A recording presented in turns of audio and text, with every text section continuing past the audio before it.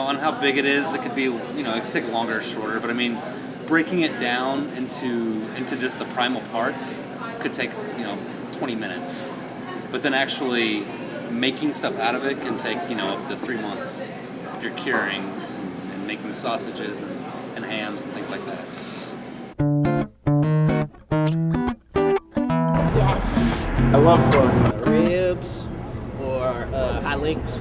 Well, I'm English. I quite like traditional kind of roast pork, which my mum makes with, I don't know if Americans do it with like crackling, or you have the skin which gets crisped up. No, pork, I love pork. I always have. It's my downfall. Because pork is, every part of the pig is so delicious. It all tastes different. So it's not like chicken or beef where most of the cuts all kind of taste the same, but pork is delicious.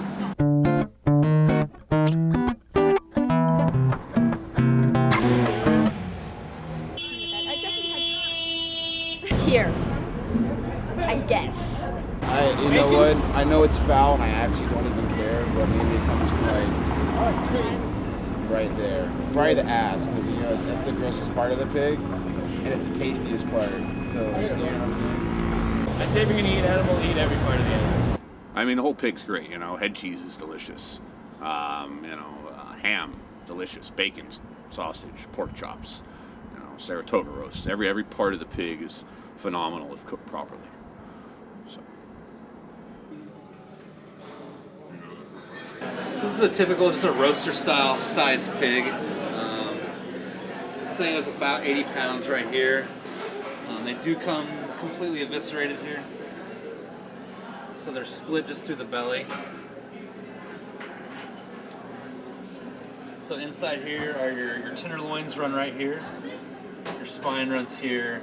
This would be the baby back rib area right here. Coming up to your spare ribs, your pork belly. Back legs are where you get your hams from. Prosciutto is also made from the back here. Up on the front here, you got your shoulders. Is also referred to as the pork butt. Just kind of an industry term. You basically just want to pierce it all the way to your heel spine. And then you want to make a nice straight incision on both sides.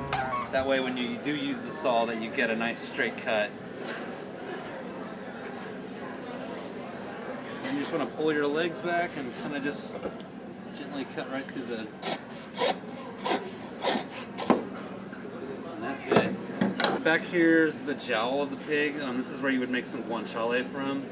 And then these are typically the muscles that begin your copa, your dry cured shoulder.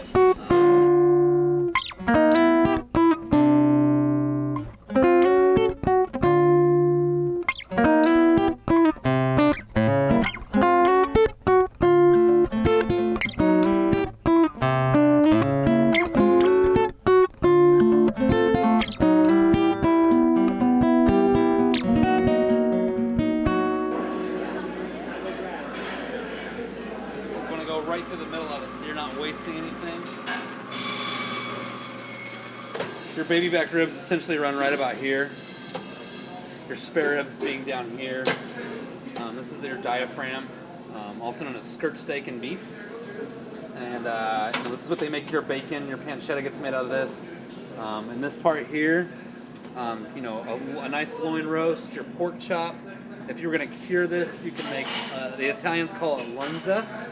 And it essentially translates to loin, and they use the loin muscle with the fat without the skin.